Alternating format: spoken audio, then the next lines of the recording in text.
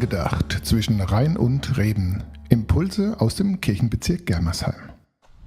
Und habt ihr sie auch gesehen? Kleine aufgeregte Menschen mit riesengroßen Papiertüten.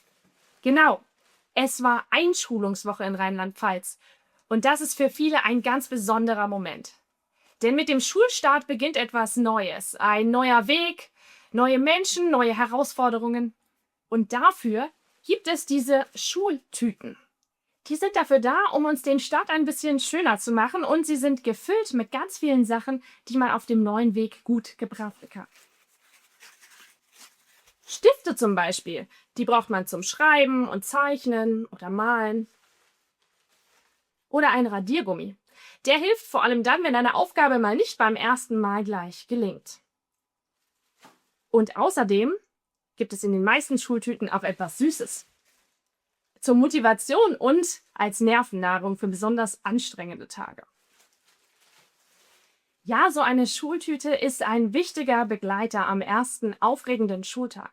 Sie ist etwas, woran man sich festhalten kann, etwas, das einem Mut gibt. Schade eigentlich, dass wir so eine Schultüte nur einmal im Leben bekommen. Wobei, vielleicht stimmt das gar nicht. Manchmal packt uns Gott nämlich auch so eine Art Schultüte. Zum Beispiel bei Josua, der hatte eine richtig große Aufgabe vor sich. Und er wusste überhaupt nicht, wie das alles gut gehen sollte und hat sich viele Sorgen gemacht. Aber Gott sagt zu ihm: Hab keine Angst und fürchte dich nicht. Denn ich, der Herr, bin mit dir, egal wo du hingehst. Vielleicht ist das auch Gottes Botschaft für dich heute.